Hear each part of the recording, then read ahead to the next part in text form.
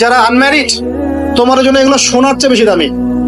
কারণ এই ডিসিশনটা এত এত গুরুত্বপূর্ণ যে জীবনে যদি এটাতে ভুল করে ফেলেন কখনো, সারাটা জীবন আপনাকে এই বোঝাটা তো যে আমরা এখন কি কি কাজ করলে কিভাবে স্টার্ট করব আর কিভাবে আমরা এটাকে সলভ করতে পারি।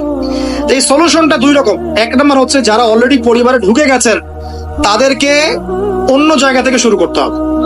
মানে যারা অলরেডি পরিবারে ঢুকে গেছেন আপনাদেরকে তওবা করে ফিরে এসে আবার শুরু করতে হবে। আর যারা পরিবারে এখনো ঢোকেন নাই, আপনারা এখনো সৌভাগ্যবান।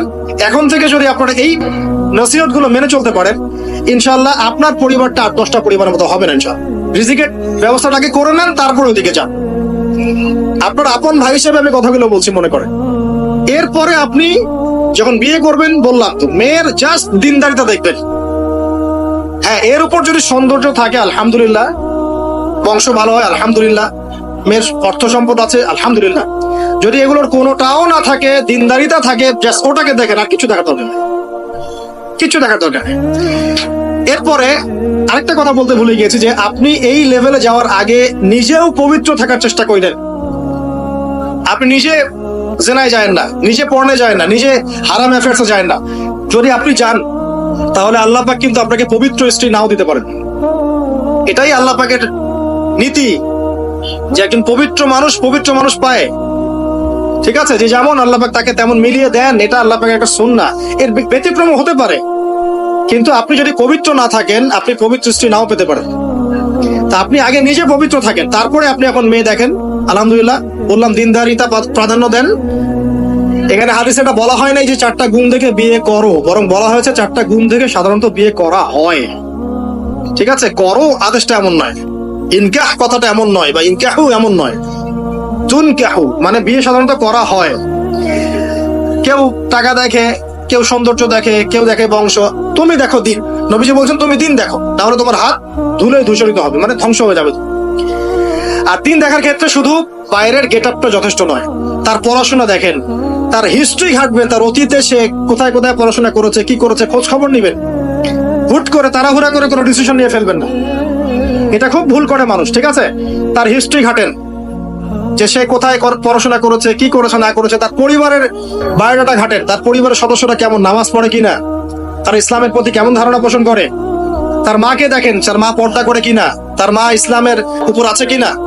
তার নানীকে দেখেন, তার পরিবার বর্গকে দেখেন, তারপর একটা আপনি ডিসিশন নেওয়াটা সহজ হবে। এগুলোর চেয়ে ব্যতিক্রমও হতে পারে। ওই আজারের পরিবারে ইব্রাহিমের জন্ম হতে পারে, ফেরাউনের আন্ডারে আসিয়ার জন্ম হতে পারে, থাকতে পারে, কিন্তু এটা ব্যতিক্রম। নর্মালি কিন্তু সবসময় এমনটা হয় না। যে প্যারেন্টিংস দিয়ে তারা বড় হয়েছে, ওই প্যারেন্টিংস তাদের মধ্যে থেকে যায়। এই কারণে মেয়ের ব্যাপারে খুব সেন্সিটিভ থাকবেন। আগে পুরো বিষয়গুলো ঘেটে নিয়ে তারপরে আপনি কোনো জায়গায় পাবেন। তারও আগে ইস্তেখারা করবেন আল্লাহর কাছে, যে আল্লাহ আমি তোমার কাছে ইস্তেখারা করছি, আমি জানি না যে কোনটা আমার জন্য ভালো হবে, কোনটা খারাপ। আল্লাহ এটা যদি আমার জন্য ভালো হয় সহজ করে দাও, যদি খারাপ হয় আল্লাহ দূর করে দাও। নিজের উপর চাপ নিয়েন না। তারপরে যদি দেখেন আলহামদুলিল্লাহ দিনদার, আর ডানে বামে দেখার দরকার নাই। যদি আপনি আপনার মনের মতো দিনদার পবিত্র একজন মেয়ে পেয়ে যান, আর যদি সে সুন্দরীও হয় মাশাআল্লাহ, আর ভালো বংশের হয়, তাহলে সারাটা জীবন তাকে নিয়ে কাটিয়ে দেন, সারাটা জীবন তাকে নিয়ে কাটিয়ে দেন, আপনি হ্যাপি হবেন ইনশাআল্লাহ। ডানে বামে দেখার আর দরকার নাই। যদিও একাধিক বিয়ের অনুমতি আছে, কোরআন সুন্নাহয় সবকিছুই আছে, কিন্তু এখন বাস্তবতাটাও বুঝতে হবে। কিরকম? কোরআন সুন্নাহয় এমন অনেক কিছুই আছে যেটা বাস্তবে ইমপ্লিমেন্ট করাটা এতটাও সহজ না। যখন যারা করতে চায় তাদেরকে অনেক অনেক হ্যাসেল পোহাতে হয়, কারণ সমাজটা যেহেতু এমন না। কোরআন সুন্নাহয় আছে যদিও, কিন্তু সমাজটা এমন না। তখন ওই ব্যক্তি কোরআন সুন্নাহ মানতে গেলে দেখা যায় সমাজ থেকে ব্যাপক হ্যারাসমেন্টের শিকার হয়। যদিও এটা তার দোষ না, এটা আল্লাহ পাক তাকে হয় পরীক্ষা করছেন, অথবা এই ওসিলা তার গুনাহ মাফ করবেন। কিন্তু নর্মালি যেটা চলছে, এখানে আপনি আপনার বেস্টটা নেন, যেটা অপশনাল সেদিকে যাওয়ার দরকার নেই। এটা আমার নসিহত। কারণ সবার ওই শক্তি সামর্থ্য থাকে না যে সবকিছু সুন্দর মতো টাইটলি হ্যান্ডেল করতে পারে। আর বলা যত সহজ, করার ব্যাপারটা এতটাও সহজ নয়। সো আর এই তো জেনারেশনের মেয়ের তো দেখছেনই, পান থেকে চুন খসলেই দেখবেন যে বিশাল তুলকালাম হয়ে যাচ্ছে আর কি। তো যদি আপনাকে আল্লাহ পাক আপনার পবিত্রতার কারণে, আপনার ঈমান আমলের কারণে খুশি হয়ে এমন একজন দিনদার, নেককার, পুণ্যবতী সুন্দরী সুশ্রী স্ত্রী দিয়ে দেন, আর ডানে বামে কখনো দেখবেন না, একদম তাকে নিয়ে পুরো লাইফটা কাটিয়ে দিন। ঠিক আছে? এরপরে দোয়া করবেন আল্লাহর কাছে, আল্লাহ এটার মধ্যে কল্যাণ বরকত দান করো। বিবাহের ক্ষেত্রে আপনি মোহরটাকে কম করবেন। আপনি মোহর মানে মেয়ে থেকে বলছি, মেয়ের বাবা থেকে বলছি, সামর্থ্য অনুযায়ী করবেন, ছেলের সামর্থ্য অনুযায়ী করবেন, তার উপরে বোঝা চাপিয়ে দিবেন না। কিয়ামতের আলামতের হাদিসে আমি এটাও পড়েছি, শেষ জামানায় মোহর অনেক বেশি করা হবে, দেওয়া হবে কম। হয় না এমন? আর বাকি আছে আলামতের কিছু। তো ওই চিটারির মধ্যে নাই আপনি। আপনি বলছেন 1 লাখ আমি দিব নগদ, ব্যাস নগদ। বলছেন 5 লাখ দেওয়ার সামর্থ্য আছে আমার, 5 লাখ দিব, যে নগদ শেষ, পরে মাফ নিয়ে নিব, এইসব বার্গেনিং আপনি নাই। আর এখনকার বিবাহগুলো দেখলে মনে হয় যে মেয়ের বাবা ছেলেকে বিক্রি করছে, আর ছেলের বাবা মেয়ে কিনছে। সবচেয়ে বেশি মোহর দেখা যায় যে চিটাগাং এরিয়ার দিকে আর কি। এবং আপনি জানেন কিনা সবচেয়ে বেশি বিবাহ বিচ্ছেদ ওই জায়গায় বেশি। বাংলাদেশে বিবাহ বিচ্ছেদ দেখা যায় যে প্রতি 24 ঘন্টায় দেখা যায় 28টা 29টা বাংলাদেশে। হ্যাঁ, শুধু তাই না, আমি দেখলাম যে 10 লক্ষ মেয়ে অতিরিক্ত আছে পুরুষদের তুলনায় সমাজে ঘুরে বেড়াচ্ছে, স্বামী নাই, 10 লক্ষ মেয়ে। এবং এই ডিভোর্স দেওয়ার ক্ষেত্রে দেখা গেছে যে মেয়েদের প্রবণতা বেশি। 70% মেয়ে ডিভোর্স দিয়েছে, ছেলে দেয় নাই, 30% ছেলে। তাহলে মেয়েদের সাইকোলজি চিন্তা করে, ও মনে করছে আমি তো এখন শিক্ষিত হয়ে গেছি, তোমাকে আমার দরকার নাই, আমি চাকরি করে খাবো। খুব বেশি শিক্ষিত দরকার নাই আপনার, দিনই শিক্ষা আছে কিনা ওটা দেখবেন। ফ্যামিলিস্ট মেয়েদেরকে নেওয়ার দরকার নাই, আপনি নিবেন ইসলামিক অনুশাসনে চলে এমন মেয়ে। এরপর যখন পরিবার স্টার্ট হবে, আল্লাহর কাছে বরকত চাবেন, বিয়েটা সহজ করে নেবেন। যে বিয়েতে খরচ যত কম, সে বিয়েতে আল্লাহর বরকত তত বেশি। হাদিস। ওলিমা হবে, মাশাআল্লাহ, আপনার বিবাহিত জীবন মোবারক হোক, দোয়া করি। এরপরে দেখবেন উভয়ের মাঝখানে আল্লাহ পাক আপনাদের মাঝখানে ভালোবাসা ঢালবেন ইনশাআল্লাহ। সূরা রুমের মধ্যে আল্লাহ পাক বলেছেন, ওয়াজআলা বাইনাকুম মাওয়াদ্দাতা ওয়া রাহমা, আমি আল্লাহ স্বামী স্ত্রীর মাঝখানে ভালোবাসার ভ্রাতৃত্ব ঢেলে দিয়েছি। এটা আল্লাহ পাকের একটা আয়াত, নিদর্শন। এই ঢেলে দেওয়া মানে কিন্তু আবার সেই ঢেলে দেওয়া নাই। কথা কি বুঝতে পারছেন? আচ্ছা, তারপরে আসেন, এবার আপনি পরিবার গঠন করেছেন। এখানে আমি কয়েকটা কথা বলি যে উভয়ের মাঝখানে খুব চূড়ান্ত লেভেলের ভালোবাসা এটাই যথেষ্ট নয় পরিবার সুখী হওয়ার জন্য। পরিবারের মধ্যে এখন থাকতে হবে সলাত। কি থাকতে হবে ভাই? সলাত। পরিবারে থাকতে হবে কোরআন, পরিবারে থাকবে সুন্নাহ, পরিবারে থাকবে ইসলামী অনুশাসন, পরিবারে থাকবে খাস পর্দা। আপনার বউকে মানুষ দেখেই নাই, এরকম পর্দা। আর কাপড় খোলা তো অনেক দূরের কথা, আমার এমন স্ত্রী আপনার স্ত্রীকে দেখেই নেই মানুষ। বাধ্য না হলে সে বাইরেই আসবে না, বাধ্য হয়েছে আসছে, মাহারাম আছে, মাহারাম সাথে আছে, এখন বাইরে আসছে। আপনার স্ত্রী ওই মানুষের বাসায় গিয়ে রাত কাটাবে না, এমনকি মানুষের বাসার টয়লেটে গিয়েও যেন সে কাপড় না চেঞ্জ করে। কারো বাসায় গিয়ে স্ত্রীকে রেখে দিয়ে আসবেন না, যে অপরিচিত কারো বাসায় স্ত্রীকে রেখে আপনি কোনো কাজে গেছেন, যাবেন না, এটা করবেন। আপনার কাছে মনে করেন একটা কোহিনূর হীরা আছে, মনে করেন, যেটার মূল্য ধরেন যে লক্ষ কোটি ডলার, এটা আপনি কি যত্রতত্র ইউজ করবেন, নাকি আপনি খুব যত্ন করে আপনার ভিতরে আগলে রাখবেন? কোনটা? ইসলাম এভাবে নারীকে সম্মানিত করেছে যে তারা আমাদের কাছে এত বেশি প্রেশিয়াস যে আমরা এভাবে যত্ন করে ওদেরকে ঢেকে রাখি। কথা কি বুঝতে পারছেন? আর তোমাদের কাছে মেয়েদের দাম নাই, তোমরা ল্যাংটা হয়ে করো, তোমাদের কে বাধা দিয়েছে? উঠছেও তো তাই। আর নগ্নতা বলতে আপনি কি মনে করছেন? খালি কি বিকিনি সংস্কৃতি নগ্নতা? নিসাউনকে আসিয়াতুন আরিয়াও তো নগ্নতা, যে নারী পোশাক পরেও নগ্ন হয়ে আছে, এটাও তো নগ্নতা। আর নবীজি বলেছেন যে আরবদের ধ্বংস, লা ইলাহা ইল্লাল্লাহ, আল্লাহ ছাড়া কোনো ইলাহ নাই। কি ভয়ঙ্কর আযাব আসছে। তার স্ত্রী যায়নাব বিনতে জাহাশ তিনি বলছেন, ইয়া রাসূলুল্লাহ আনুহলিকু ওয়া ফিনা সালিহিন, আমাদের মধ্যে সালেহ সৎ মানুষ থাকা সত্ত্বেও কি আমরা ধ্বংস হয়ে যাব?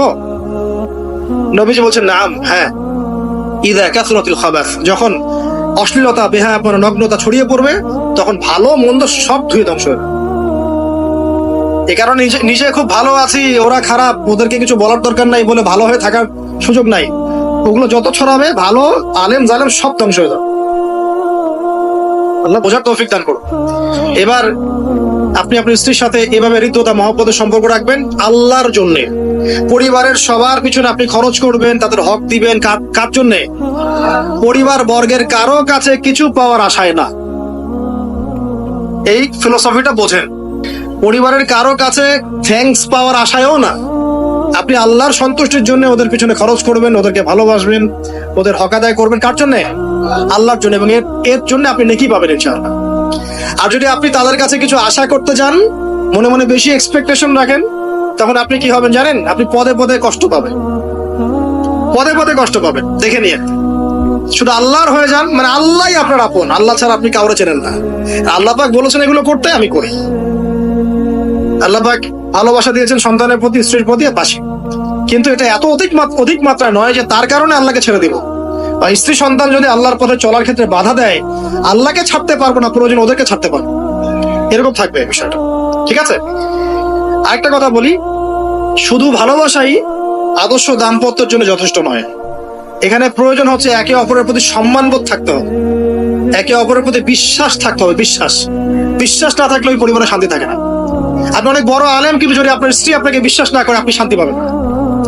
আপনি জানছেন আপনি ইনোসেন্ট, আপনি অনেস্ট, কিন্তু আপনার পরিবারের সদস্য, আপনার স্ত্রী আপনাকে বিশ্বাস করছে না, তখন আপনি পরিবারে সুখ পাবেন না। বিশ্বাস খুব ইম্পর্টেন্ট। আমি তো বলি যে ভালোবাসার চেয়ে বিশ্বাস বেশি ইম্পর্টেন্ট। কারণ আগে ইমান না আগে আমল? কোনটা আগে? ইমান মানে কি? বিশ্বাস না? আগে বিশ্বাস, তারপরে না আমল? ভালোবাসা একটা আমল, আর বিশ্বাসটা কি? ইমান। আমার প্রতি যদি আপনার ইমান না থাকে, তাহলে আপনি আমাকে ভালোবাসবেন কিভাবে? বিশ্বাস থাকতে হবে, স্বামীর প্রতি স্ত্রী, স্ত্রী প্রতি স্বামী। এবং এখানে পুরুষদেরকে সহনশীল হতে হবে, কারণ আপনার স্ত্রী সারা জীবনে আপনাকে প্রচুর পেইন দিতে পারে, এবং এটা মেয়েদের ফিতরত। এখানে সবরের জাজল্যমান দৃষ্টান্ত স্থাপন করতে হবে, নসিহত করতে থাকতে হবে ততদিন পর্যন্ত যখন আপনি দেখছেন যে হ্যাঁ এগুলোতে কাজ হচ্ছে। যদি করতে করতে করতে করতে কাজ না হয়, দেখা যায় এই ফিতনায় জর্জরিত থেকে আপনার দিনের পথে চলাটা ব্যাহত হচ্ছে, তখন আপনার উচিত হবে আসহাবুল কাহাফের মতো চিন্তা করা। ইশারা দিলাম, যথেষ্ট। পরিবারে পর্দা থাকবে, সন্তান হবে, এখন আলহামদুলিল্লাহ সন্তানদেরকে প্রতিপালন করবেন ওই যে মা হাজেরা তার মতো, ওই যে আপনার কি বলবো রাসূলুল্লাহ সাল্লাল্লাহু আলাইহি ওয়াসাল্লামের সাহাবায়ে কেরাম তাদের মতো করে। এমনকি আমাদের নবীজিকে তার চাচা, তার দাদারা যেভাবে লালন পালন করেছেন ভালোবাসা দিয়ে, হৃদ্যতা দিয়ে, এভাবে সন্তানকে ভালোবাসবেন, সন্তানের কথাগুলো শুনবেন, বাচ্চাদেরকে মূল্যায়ন করবেন, বাচ্চারা কি খাবার খাচ্ছে খুব ভালো করে খেয়াল রাখবেন, বাচ্চা নেওয়ার সময় বা বাচ্চা নেওয়ার চেষ্টা করার সময় দোয়া পড়বেন এবং সবসময় সেজদায় নামাজে দোয়া করবেন পরিবারের জন্য, বাচ্চাদের জন্য। আল্লাহ আমার পরিবারের উপর শান্তি দাও, বাচ্চাদেরকে ভালো মানুষ বানাও। রব্বানা হাব লানা মিন আজওয়াজিনা ওয়া যুররিয়াতিনা কুররাতা আ'য়ুন ওয়াজআলনা লিল মুত্তাকিনা ইমামা। এই দোয়া বেশি বেশি করবেন। রব্বি হাবলি মিনাস সালিহিন বেশি বেশি করবেন। আপনার একটা নেক সন্তান আগামীতে এই উম্মতের দায়িত্ব নিতে পারবে ইনশাআল্লাহ। হাজার হাজার গবাদি পশু দরকার আছে, একটা ইব্রাহিম, একটা ওমর, একটা খালিদ বিন ওয়ালিদ আপনি জন্ম দিয়ে দেখান, ওই একজনই যথেষ্ট ইনশাআল্লাহ। পারবেন না ইনশাআল্লাহ? সন্তানের কথা শুনতে হবে। প্যারেন্টিংস একটা বই আছে, বাজারে পাওয়া যায়, কিনে নেন। ওখানে প্যারেন্টিংস এর অনেক টিপস আছে। সন্তান কি খাচ্ছে, কার সাথে মিশছে, কোন বন্ধুর সাথে খেলছে, আপনার কোন স্কুল কোন কলেজে পড়ছে, এগুলো খেয়াল রাখতে হবে। কোন ডিভাইস ইউজ করছে, বাসায় সন্তান কি পরিবেশ দেখে বড় হচ্ছে, পিতামাতার মধ্যে ভালোবাসা দেখে বড় হচ্ছে নাকি ঝগড়া দেখে দেখে বড় হচ্ছে, এটা খুব ইফেক্ট করে। সবচেয়ে বড় কথা, সন্তানকে পিছন থেকে আপনাকে বুস্ট আপ করতে হবে। আপনার সন্তানকে আল্লাহ পাক নির্দিষ্ট একটা প্রতিভা দিয়ে পাঠাবেন, হয় সে ভালো লিখতে পারবে, না হলে ভালো বলবে, না হলে ভালো খেলবে, না হলে কিছু একটা ভালো চিন্তা করবে, ভালো আর্ট করবে। ওর প্রতিভাকে ওর উপরে চাপিয়ে দিবেন না। ওর যে প্রতিভা আছে ওই প্রতিভা অনুযায়ী তাকে বেড়ে উঠতে দেন। হাতের আঙ্গুলগুলোকে জোর করে করে টেনে সোজা করার দরকার নাই, আঙ্গুল ভেঙে যেতে পারে। আঙ্গুলকে বাড়তে দেন। ওকে আল্লাহ পাক একটা রং দিয়েছে, একটা প্রতিভা দিয়েছে, ওকে বিকশিত হতে দেন। ওর গন্ধটা আমরা যেন পাই, ওর গন্ধ পরিস্ফুটিত হতে দেন। ওকে চাপ দিবেন না। এখনকার পরিবারে প্রচুর চাপ, দেখবেন যে সন্তানের পিতা মাতারা চাপ দিতে দিতে সন্তান আত্মহত্যা করে ফেলছে, করছে না? রেজাল্ট খারাপ হলো, কি চাপ, কি করলি সারা জীবনে, এসএসসি তে A+ পাইতে পারলি না, বেচারা গলা আটকাই দিয়ে মরে গেল। কি হয়েছে? এসএসসি এর রেজাল্ট খারাপ হয়েছে তো কি হয়েছে? জীবনে এটাই সবকিছু? একটা না হয় দুর্ঘটনা ঘটে গেছে জীবনে, তাকে জীবন নষ্ট হয়ে গেছে নাকি? পিতা মাতার চাপের কারণে এই যে চাকরি পাইস না, সারা জীবন ধরে খাওয়াইলাম পড়াইলাম, চাকরি করতে পারিস না, আমাদেরকে দেখতে পারিস না, চাপ দিতে দিতে বেচারা এখন মাদকের দিকে। পরিবারের চাপ নিতে পারে না, ওই যে মাদকের কাছে গিয়ে শান্তি খুঁজতেছে, তারপরে ওই যে পতিতালয়ে গিয়ে শান্তি খুঁজতেছে, ওই গার্লফ্রেন্ডের কাছে শান্তি খুঁজতেছে। তো পরিবার থেকে চাপের এই সংস্কৃতি বন্ধ করতে হবে। পরিবারের সন্তানদেরও পিতা মাতাকে চাপ দেওয়া উচিত নয়, পিতা মাতার উচিত নয় সন্তানকে চাপ দেওয়া, বরং তার প্রতিভাটাকে ফাইন্ড আউট করে আপনি বিচক্ষণ বাবা হিসেবে আপনি দেখবেন যে তার প্রতিভা কোন দিকে আছে, সেদিকে আপনি তাকে নিয়ে যান। আর যদি আপনি আল্লাহওয়ালা হন, দেখবেন ইনশাআল্লাহ তার প্রতিভা ইসলামের দিকেই থাকবে ইনশাআল্লাহ। ইমাম বুখারীর মায়ের কথা শোনেন নাই? তার মা সারাদিন কান্নাকাটি করে দোয়া করতো, আল্লাহ আমার ছেলেটাকে দিনের জন্য কবুল করো, আমার ছেলেটাকে দিনের জন্য কবুল করো। তার চোখের সমস্যা ছিল, তিনি চোখে ভালো করে দেখতে পারতেন না, মায়ের দোয়ার বদৌলতে আল্লাহ পাক তার চোখের সমস্যা দূর করে দিয়েছে। এখন ইমাম বুখারী রাহিমাহুল্লাহর কিতাব সবাই পড়ছে না? একজন মায়ের তাড়না দেখেন, মা সন্তানের জন্য দোয়া করবে, আল্লাহ আমার সন্তানটাকে দিনের জন্য কবুল করো। বাবা দোয়া করবে, আল্লাহ আমার বাচ্চাটাকে দিনের জন্য কবুল করো। এই যে বাবা নূহের তাড়না দেখেন, ইব্রাহিম আলাইহিস সালামের তাড়না দেখেন, রব্বি হাবলি মিনাস সালিহিন, আল্লাহ আমাকে সুসন্তান দান করো। চাপ দিয়েন না, সন্তানের প্রতিভা অনুযায়ী আপনি তাকে বিকশিত হতে দেন, ইনশাআল্লাহ দেখবেন একদিন সে আপনার মুখ উজ্জ্বল করবে ইনশাআল্লাহ। আর চাপ দিলে কি হবে জানেন? অকালেই ঝরে পড়বে, অকালে ঝরে পড়বে, ওর মাইন্ডটা বিক্ষিপ্ত হয়ে যাবে, তখন পরিবার থেকে তার একটা দূরত্ব সৃষ্টি হবে।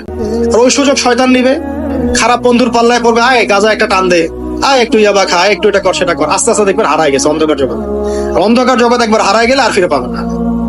এটা কি প্র্যাকটিক্যাল কথা না ভাই?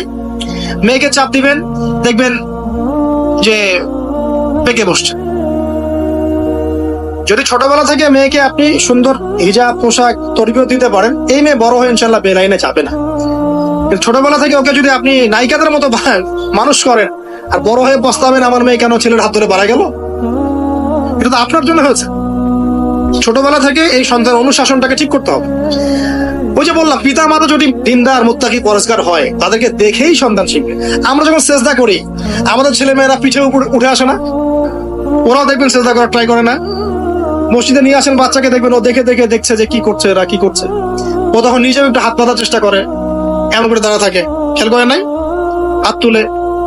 বাচ্চারা দেখে শিখবে, পরিবারে দেখে বাচ্চারা শিখবে যে পিতা মাতা কেমন, কিভাবে কথা বলে, পিতা কেমন করে মায়ের সাথে কথা বলছে, মা কেমন করে পিতার সাথে কথা বলছে, সে ওইভাবেই কথা বলবে। যে পরিবারে ওমরের মতো পিতা আছে, ওই পরিবার কি খারাপ হতে পারবে? যে পরিবারে হাজরা আলাইহিস সালামের মতো মা আছে, ওই পরিবার খারাপ হতে পারে? তো প্যারেন্টিংটা ঠিক করতে হবে, নৈতিক আদর্শের সাথে তাদেরকে ভালো খাবার দিবেন, খাবারের ব্যাপারে সচেতন থাকবেন, কার্বোহাইড্রেট পাচ্ছে কিনা, প্রোটিন ঠিক মতো পাচ্ছে কিনা, ভিটামিন পাচ্ছে কিনা, হ্যাঁ ও পরিষ্কার পরিচ্ছন্ন থাকছে কিনা, পরিবারটা থাকবে নিট অ্যান্ড ক্লিন, চকচকা। এখানে যেন মানে আর বলে না যে পবিত্রতা ইমানের অর্ধেক, হাদিস আছে না? মানে পরিবারগুলো হবে নিট অ্যান্ড ক্লিন, ঝকঝকা, রুচিশীল। এখানে যেন নোংরা বিষয় না থাকে, নোংরা আবর্জনা, বাথরুম ঠিক নাই, এটা ঠিক নাই, এমন না, ঝকঝকা পরিবার। আপনার সামর্থ্য অনুযায়ী আপনি করবেন, কারণ পরিচ্ছন্ন না থাকলে বাচ্চাকে তো অসুস্থ হবে বেশি। অসুস্থ হলে পরে আপনার পেরেশানি, ওরা খাবে না ঠিক মতো, রুচি ঠিক মতো থাকবে না, বাড়টা ঠিক বাড়বে না ঠিক মতো। তো পরিচ্ছন্নতার সাথে সঠিক খাবার, সঠিক প্যারেন্টিং, ইসলামিক তরবিয়ত, এবং তার উপর চাপ প্রয়োগ না করে তাকে তার প্রতিভাটা বিকশিত হতে দেওয়া। চাপ প্রয়োগ না করার মানে এই নয় যে আপনি শাসনই করবেন না। পরিবারের উপর শাসন লাঠি থাকবে, কিন্তু ওটার যত্রতত্র প্রয়োগ করবেন না। যদি আপনি একদিন খুব বেশি পিটায় দেন, তারপর থেকে আপনার সন্তান আপনাকে ভয় পাবে না। কিন্তু আল্লাহ পাক কোরআনের জন্য বারবার একটা সাইকোলজি অ্যাপ্লাই করেছেন যে জাহান্নামের শাস্তি কিন্তু দিব, শাস্তি কিন্তু দিব, শাস্তি কিন্তু দিব। এই যে ভয়, আমরা কিন্তু ভয়েই জাহান্নাম থেকে দূরে আছি। তো এটা একটা সাইকোলজি। এভাবে পরিবার এগিয়ে যাবে ইনশাআল্লাহ। সন্তান বড় হবে, আপনি মিরাস, সন্তানের মিরাস ডিস্ট্রিবিউট করবেন, যার যার হক তাকে দিবেন। তারপরে পরিবারের মধ্যে আর কয়েকটা বিষয় যা শেষ